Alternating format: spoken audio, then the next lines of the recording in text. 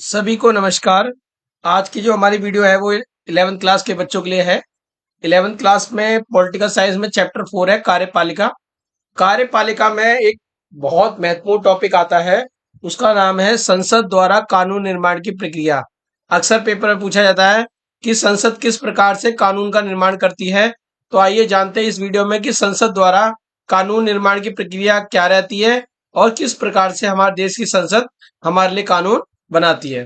तो आइए जानते हैं। बच्चों, सबसे पहले आपको ध्यान रखना है कि कानून की जो सबसे प्रारंभिक अवस्था होती है उसको हम विधेयक कहते हैं, यानी कि बिल कहते हैं।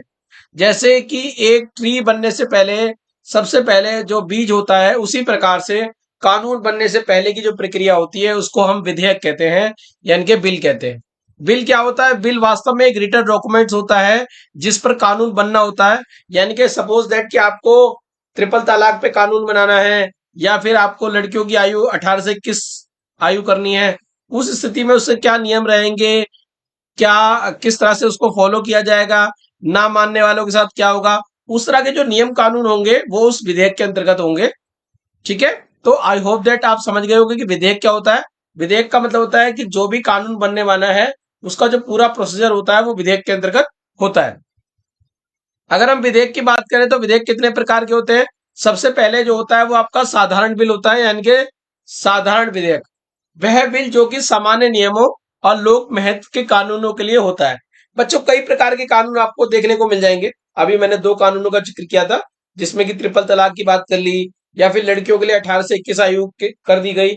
इसमें कहीं भी पैसों की बात नहीं है, ये एक साधारण कानून है, साधारण नियम है। साधारण का मतलब ये होता है कि जिनमें पैसे नहीं है, पैसों के संबंध में बात नहीं है, वो सारे जो बिल होते हैं वो साधारण बिल कहलाते हैं। पेपर में अक्सर क्वेश्चन पूछा भी जाता है। फिर दूसरे होते हैं मनी बिल, यानी कि धन विधेयक। जिस बिल में नए टैक्सेस की बात की जाती है, सरकारी कोषों से पैसा निकालने की बात की जाती है, तो वो जो है वो धन विधेयक कहलाता है, जिसको हम मनी बिल कहते हैं। जैसे जीएसटी कानून जो है वो मनी बिल के अंतर्गत ही आया था। नंबर 3 होता है सरकारी बिल। सरकार, जब हम साधारण बिल और धन विधेयक को कैटेगरी करेंगे तो वो आएगा सरकारी बिल और प्राइवेट बिल। जैसा कि नाम से स्पष्ट है, सरकारी बिल, तो बच्चों इसको जो है सरकार या उसका मंत्री द्वारा पेश किया जाता है। अगर जैसे सपोज दैट कोई कानून बनाना है वित्त मंत्रालय द्वारा, तो वित्त मंत्री द्वारा जो है उसको पेश किया जाएगा। वहीं एक अन्य प्रकार का बिल होता है जिसको हम कहते हैं प्राइवेट बिल। प्राइवेट बिल जो है कोई भी सांसद जो है पेश कर सकता है, यानी कि सभी सांसदों को ये कहीं ना कहीं अधिकार होता है कि वो भी अपना बिल को पेश कर सकते हैं। पर आपको पता ही है, बिल को पेश करना ही नहीं होता, उसको पास भी करवाना होता है। तो प्राइवेट बिल की इतनी बड़ी महत्व नहीं होता। सरकारी बिल जो है असली काम पे पहुंचते हैं और असली सरकार का सपोर्ट रहता है। बिल को समझने के बाद अब बात करते हैं कानून निर्माण के चरण क्या है। बेटा, कानून निर्माण के चरण की बात करें तो मोस्ट इंपोर्टेंट क्वेश्चन है। देखिए, सरकार जो है कानून किस पे बनाती है, हमें ये ध्यान रखना चाहिए। सरकार सबसे पहले जो देखती है वो देखती है कि जनता की इच्छा क्या है।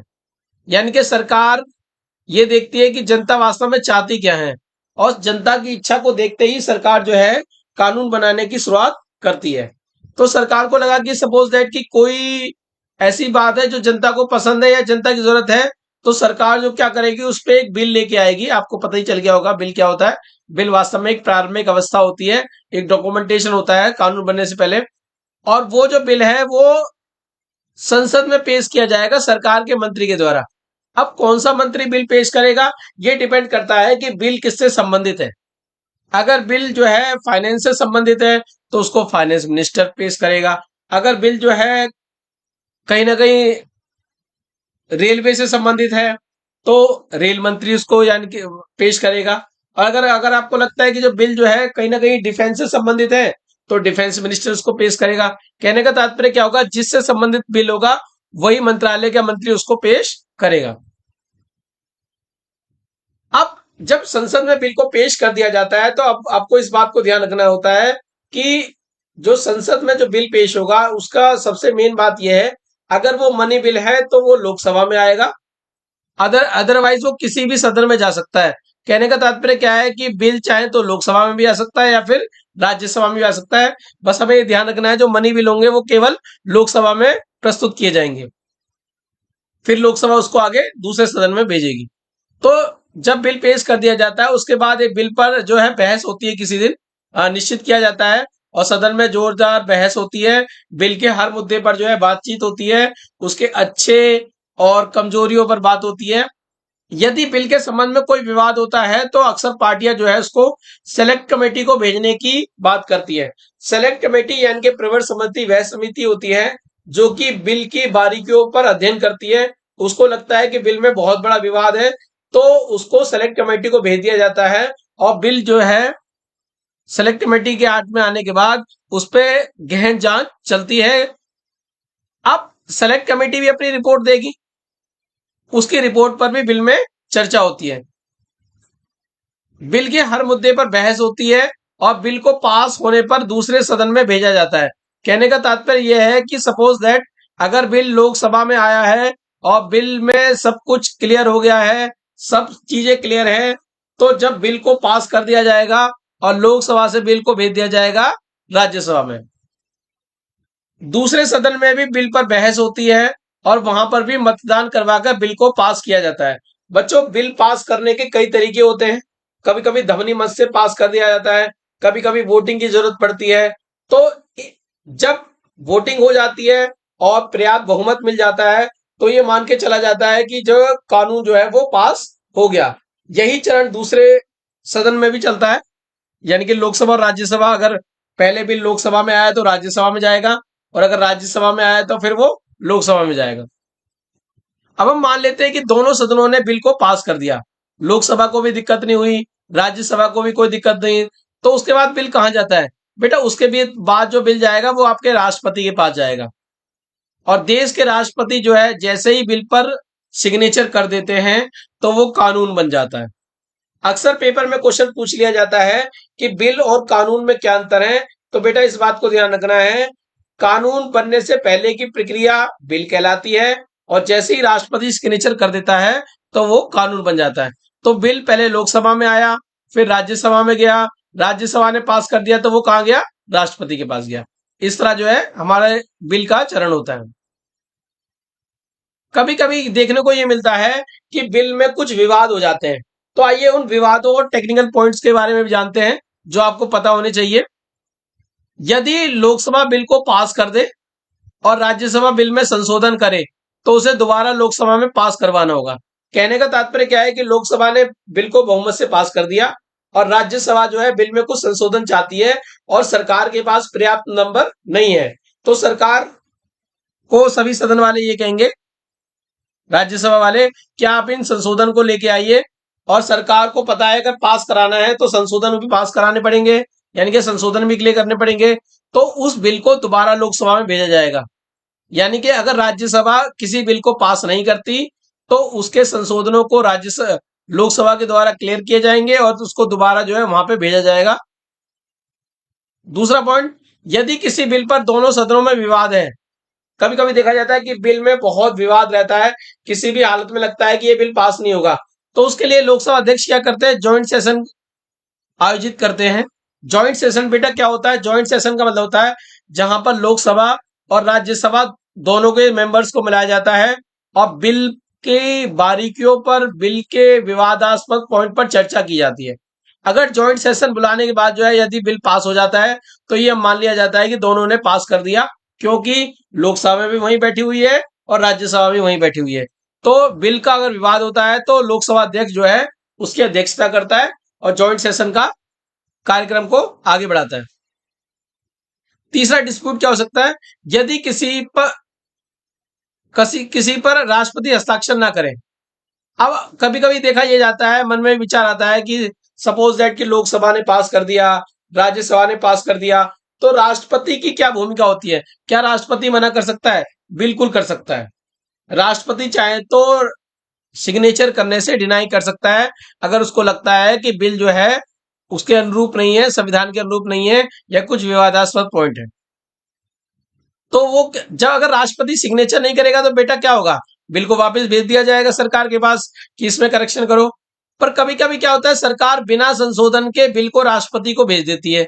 यानी कि सेकंड टाइम भी सरकार ने जब बिल पास करके राष्ट्रपति को भेज दिया एज इट इज, तो राष्ट्रपति की मजबूरी बन जाती है कि वो उस पर हस्ताक्षर करे।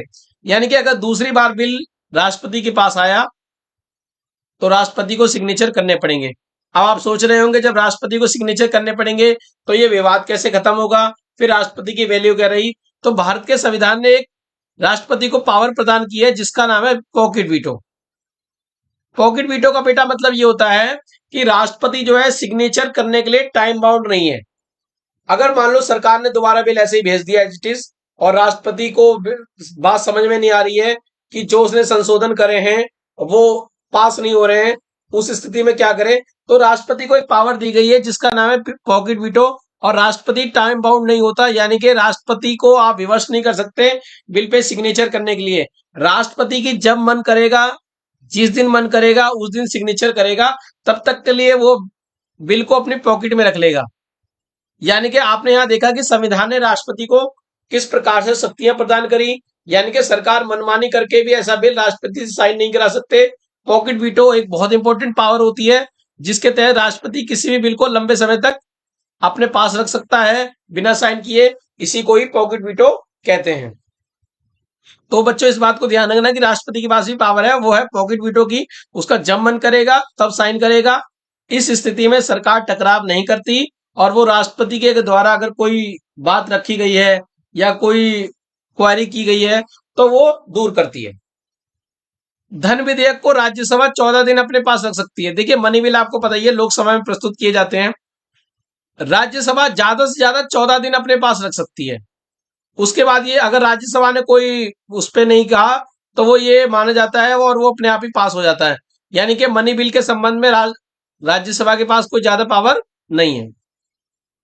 बेटा कानून निर्माण का अगर मोटा मोटा चरण जाने तो सबसे पहले बिल जो है लोकसभा में आता है, लोकसभा के बाद आपका बिल कहां जाता है, राज्यसभा में जाता है, और राज्यसभा के बाद कहां जाता है, राष्ट्रपति के पास। ये आपका हो गया पहला तरीका। दूसरा तरीका ये हो गया कि कोई बिल हो सकता है पहले राज्यसभा में आ जाए, उसके बाद कहां पे आएगा, लोकसभा में आए, उसके बाद वो कहां जाएगा, राष्ट्रपति के पास। यानी कि या तो पहले सदन में पेश किया दिया जाए या द्वितीय यानी कि सेकंड सदन में। बस इस बात को ध्यान रखना है जो मनी बिल होंगे वो इसी प्रोसेस से जाएंगे। धन विधेयक जो होंगे वो पहले लोकसभा में ही प्रस्तुत किए जाएंगे, जबकि जो साधारण बिल है वो राज्यसभा में प्रस्तुत किया जा सकता है। जैसे आपने देखा होगा आर्टिकल 370 का जो बिल था उसको पहले राज्यसभा में रखा गया था, उसके बाद लोकसभा में रखा गया था और फिर वो राष्ट्रपति के पास गया था। एक तीसरा तरीका होता है, बहुत कम बच्चों को पता होता है, जिसमें से भी कानून निर्माण को किया जाता है। बच्चे आइए जानते हैं, बहुत इंपॉर्टेंट टॉपिक है, इसको ध्यान से देखें, जिसको कहते हैं अध्यादेश। अभी हाल फिलहाल में आपने अध्यादेश के बारे में सुना होगा कि दिल्ली सरकार के पक्ष में जब केंद्र सरकार के साथ विवाद चल रहा था तो सुप्रीम कोर्ट ने एक जजमेंट दिया था कि दिल्ली सरकार को कुछ सर्विस डिपार्टमेंट वगैरह मिल जाएंगे। उसके बाद केंद्र सरकार को ये लगा कि ये जो जजमेंट है वो कहीं ना कहीं किसी ना किसी तरीके से विपरीत है, तो केंद्र सरकार ने उसके लिए अध्यादेश लेके आई, यानी कि ऑर्डिनेंस लेके आई। तो बच्चों ऑर्डिनेंस क्या है अभी आपको डिटेल से समझाएंगे। ऑर्डिनेंस लाने के बाद जो है उस ऑर्डिनेंस को जो है संसद में रखा जाता है और संसद जो है उससे फिर राष्ट्रपति से सिग्नेचर कराती है। यानी कि जो अध्यादेश होता है वो महत्वपूर्ण होता है, ये घटते क्रम में चलता है। यानी कि पार्लियामेंट तो उस टाइम जो काम नहीं कर रही होती है उस टाइम जो है राष्ट्रपति एक ऑर्डर जारी करते हैं। इसकी डिटेल से हम जान लेते हैं। बच्चों ये बहुत इंपॉर्टेंट टॉपिक है अध्यादेश, इसको आप ध्यान से देखिए। अध्यादेश यानी कि ऑर्डिनेंस है क्या। संविधान का आर्टिकल 123 कहता है यदि संसद का सदन ना चल रहा हो और किसी विषय पर कानून बनाने की आवश्यकता हो, कहने का मतलब क्या है, पार्लियामेंट के 3 सेशन होते हैं, बजट सेशन, मानसून सत्र और विंटर सेशन। अब मान लो संसद उस टाइम नहीं चल रही है और कोई कानून बनाना है, तो कैसे कानून बनेगा, उसके लिए क्या होगा, भारत के राष्ट्रपति अध्यादेश जारी करेंगे। यानी कि वो एक नोटिफिकेशन जारी करेंगे अध्यादेश के नाम पर और वो कानून बन जाएगा। कहने का तात्पर्य क्या है, वो कानून के बराबर लागू हो जाएगा। अब बात आती है कि राष्ट्रपति ने अध्यादेश जारी कर दिया, एक नोटिफिकेशन लगा दिया, उसके बाद वो कानून बन गया। अब बात आती है कि ये कब तक चलेगा। देखिए जैसे ही संसद बैठ जाएगी उसके 6 सप्ताह के अंदर जो है इस बिल इसको इंट्रोड्यूस करना होगा पार्लियामेंट के अंतर्गत। यानी कि पार्लियामेंट इस पे बात करेगी, इस ऑर्डिनेंस को कानून का रूप दिया जाएगा। प्रोसीजर वही होगा, लोकसभा और राज्यसभा में अध्यादेश को कानूनी रूप दिया जाएगा। हमें इस बात को ध्यान रखना है कि संसद चाहे तो अध्यादेश को पारित कर सकती है और इसे अस्वीकार भी कर सकती है। अगर संसद को लगता है कि यह अध्यादेश अब काम का नहीं है तो वो उसको अस्वीकार कर सकती है और कहीं ना कहीं पारित कर सकती है। अब यदि संसद में इस पर कोई बातचीत नहीं होती तो ये अध्यादेश 6 सप्ताह के अंदर ही प्रभावहीन हो जाता है। कहने का तात्पर्य क्या है कि 6 सप्ताह और इसका दूसरा है 6 महीने, क्योंकि संसद की जो सदन की बैठक होती है वो 6 महीने के बाद दोनों के बीच में 6 महीने का गैप होना बहुत जरूरी है। इसलिए अगर ऑप्शन में आता है कि अध्यादेश कब तक चलता है तो आपके ऑप्शन में आएंगे 6 महीने व 6 सप्ताह, यानी कि 6 महीने और 6 सप्ताह का ऑप्शन होगा। तो बच्चों आपको वहीं पे टिक करना है, यानी कि जो भी ऑर्डिनेंस राष्ट्रपति के द्वारा लाया गया है वो जो है 6 सप्ताह तक लागू रहेगा। अगर 6 सप्ताह तक संसद ने उसको पारित नहीं किया, उसको कानून की शक्ल नहीं दी, तो वो जो है निष्प्रभावी हो जाएगी और वो कानून नहीं बनेगा। यानी कि ऑर्डिनेंस को अगर हम कहें तो सीधी सी बात है, जब संसद का सदन नहीं चल रहा हो और कानून बनाना हो तो भारत के राष्ट्रपति एक अध्यादेश जारी करेंगे, एक नोटिफिकेशन जारी करेंगे और वो कानून की तरह काम करेगा। और जब संसद बैठेगी तो उसको कानून की शक्ल दे दी जाएगी, उस पर कानून बना दिया जाएगा। अभी आपने देखा होगा कि दिल्ली सरकार के संबंध में जो राष्ट्रपति ने अध्यादेश जारी किया था, बाद में उस अध्यादेश को जो है कानून का रूप दे दिया गया। आशा करता हूं इस वीडियो के माध्यम से आपको कानून निर्माण की प्रक्रिया के बारे में पता चल गया होगा। आपको पता चल गया होगा कि बिल कितने प्रकार के होते हैं, कौन कौन से बिल होते हैं। आपको पता चल गया होगा कि कानून निर्माण की प्रक्रिया क्या है। आपको पता ये भी चल गया होगा कि बिल में कौन कौन से विवाद हो सकते हैं। आपको ये भी पता चल गया होगा कि ऑर्डिनेंस क्या है। अगली वीडियो में किसी और नए टॉपिक के साथ मिलेंगे, तब तक के लिए टाटा बाय, धन्यवाद।